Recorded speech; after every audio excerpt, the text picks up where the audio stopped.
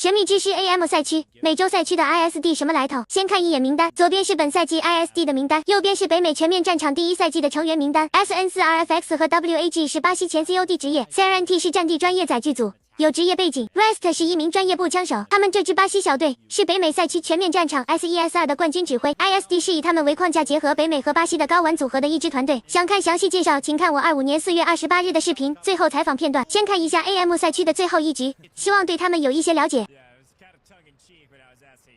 But I love the look over the top free cam perspective. Wormy's going to show us what it looks like to play the heli on threshold, and he's playing a more defensive strategy. This is the right move. When you play extremely aggressive, oftentimes you can get cut out of the sky immediately. So when he makes his move, he needs to make sure he's exactly vertical over the lob, and then make some quick diving efforts behind buildings. So we'll be watching that heli quite a bit. But looking at the map feed, the attackers have decided to go for a split push as well. We sent a couple over to the left-hand side to play bridge, try to draw some fire, try to get some off angles, while the main force is going to go under, or not underground, but on the low side of the building through the wall and then work their way into the courtyard. And now Wormy's getting really aggressive over the top of the courtyard to help out his team getting onto the point. And immediately, Vivid, all of that setup, all that breakdown, and ISD's already taken down point A.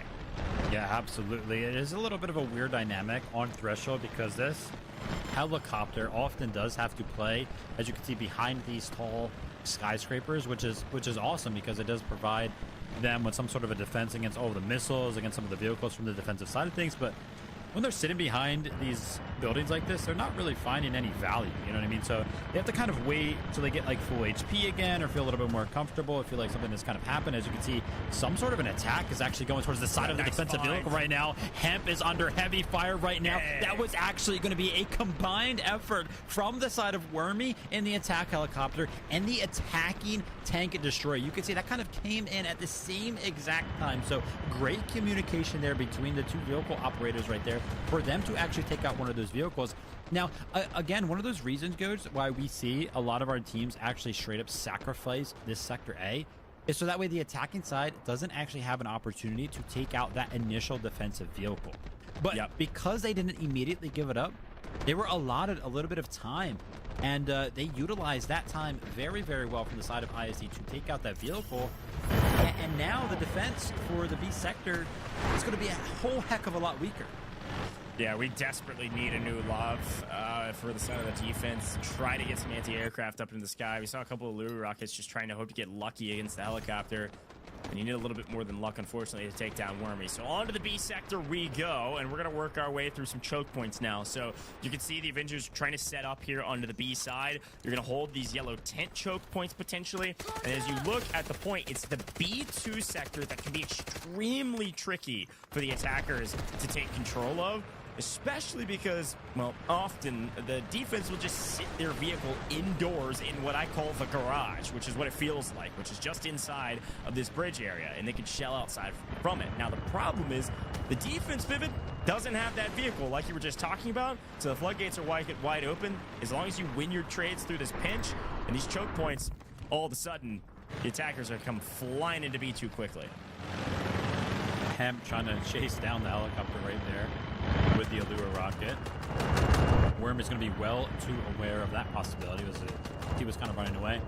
Now, helicopter does lose some of its value, of course, towards B2 as we're kind of checking out that firsthand. As you can kind of see, again, B2 is indoors, so it's really, really hard for the helicopter to find any sort of value. But what it will find value in doing is cutting off some of the rotations on the backside of B2. Yep. Then also canceling out some of those vehicle respawns that the defense is going to want to call in, because if this helicopter can kind of destroy some of those vehicles before they even touch the ground, I mean, how much value is that?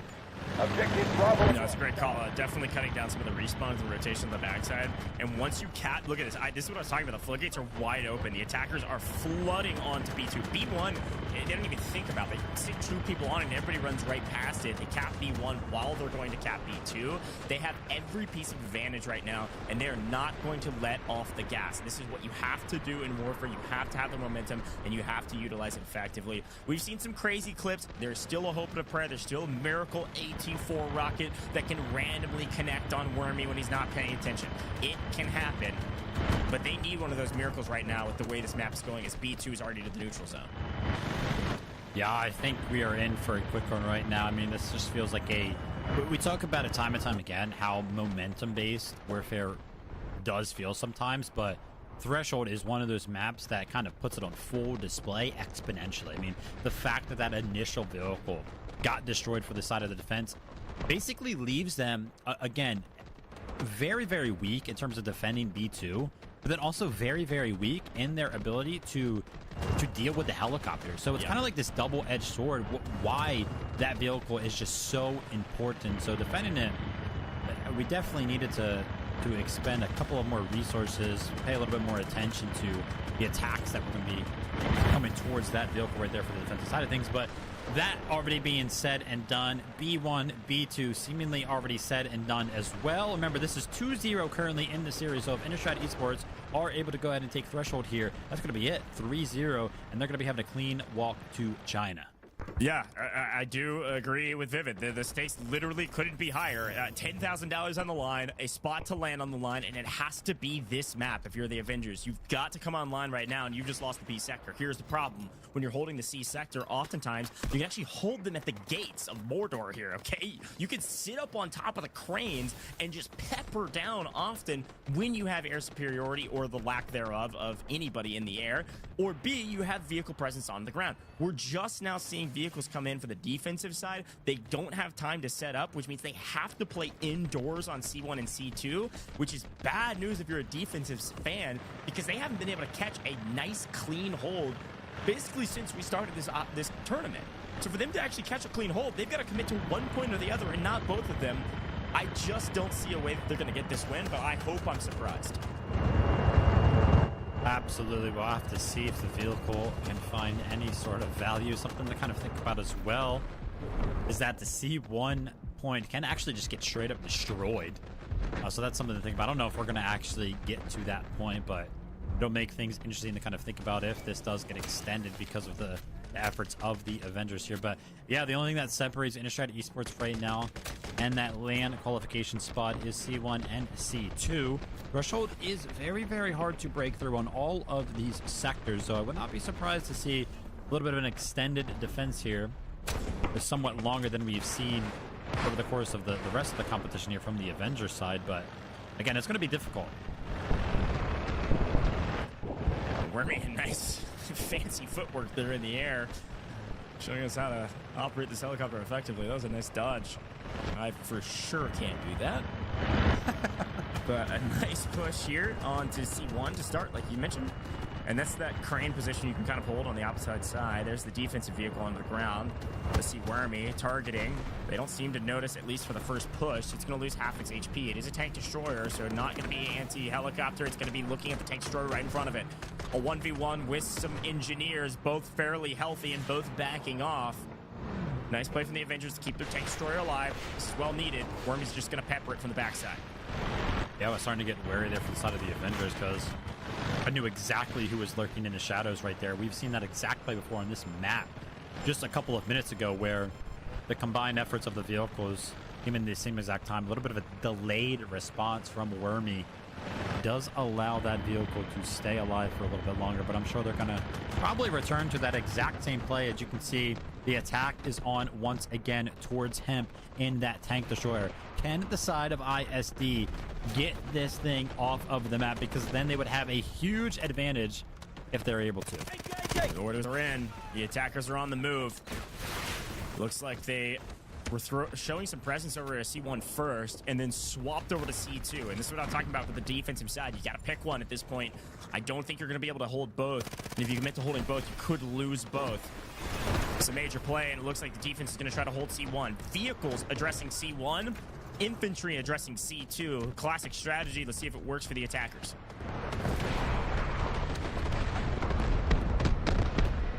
Uh-oh. A lot of firepower towards the side of Hemp in that tank destroyer. The smoke is going to be trying to help him out. Wormy needs to hit a couple more shots.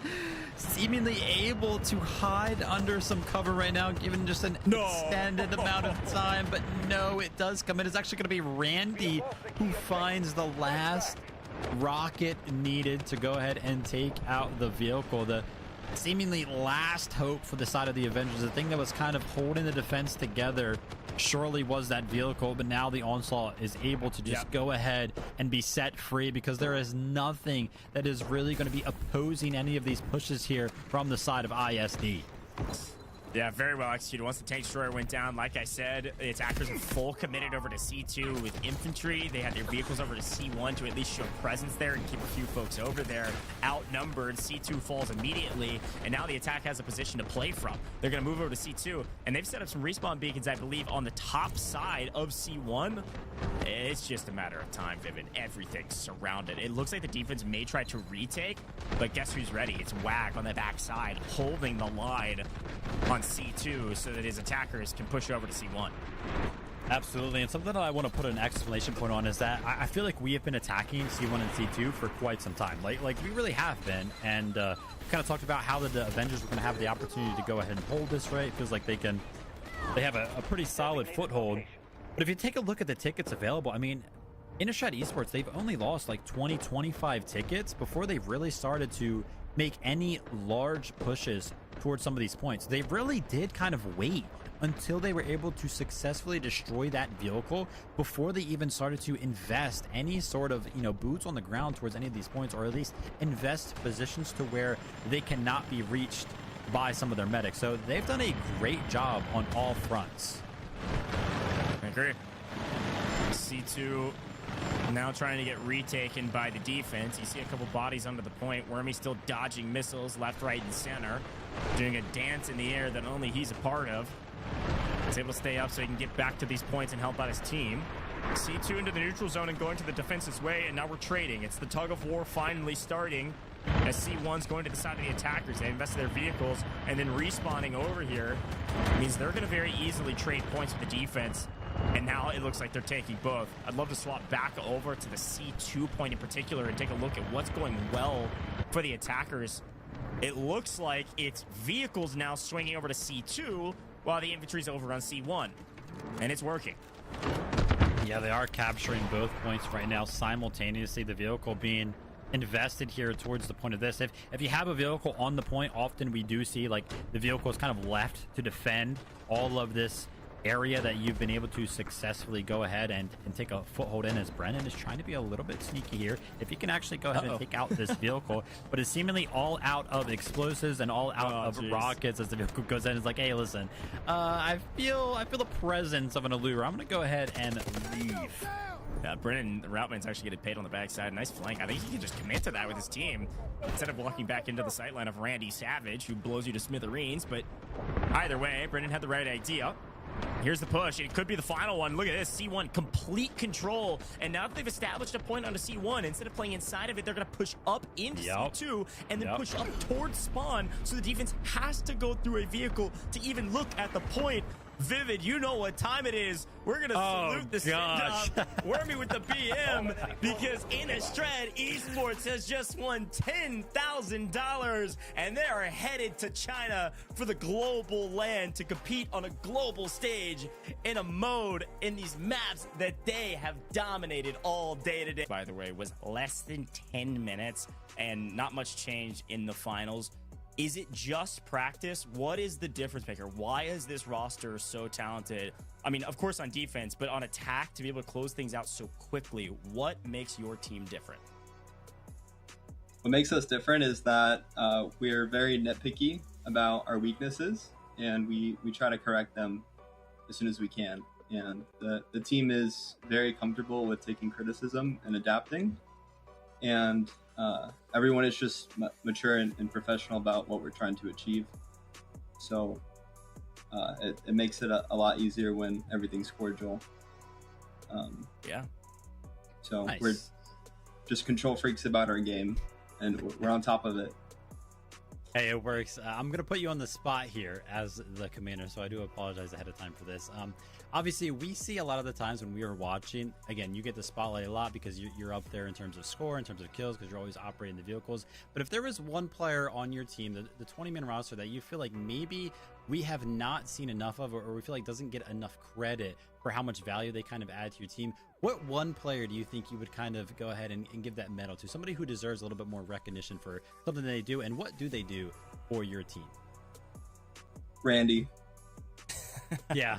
Randy is my right-hand man. He is always picking up the slack where it needs to be picked up, and he's like the secondary driver behind me. Like if I'm not on it, he's on it, and he always gets the job done, and sometimes he performs even better than I do.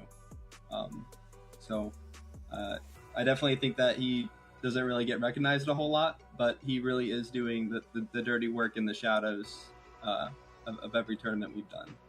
He's lifted up a lot of weight. I totally agree. You guys are the dynamic duo. I saw people in chat talking about it. You guys have been playing together for a long time. I've been casting over you for a long time, and I'm really excited to send you to LAN, man, to see what you guys can do on a global stage. The floor is yours. The final question is just whatever you want to say to the fans, whatever you want to say to your stream, whatever you want to say to your team even. Anything you want, the floor is yours here for a moment before I send you on to celebrate.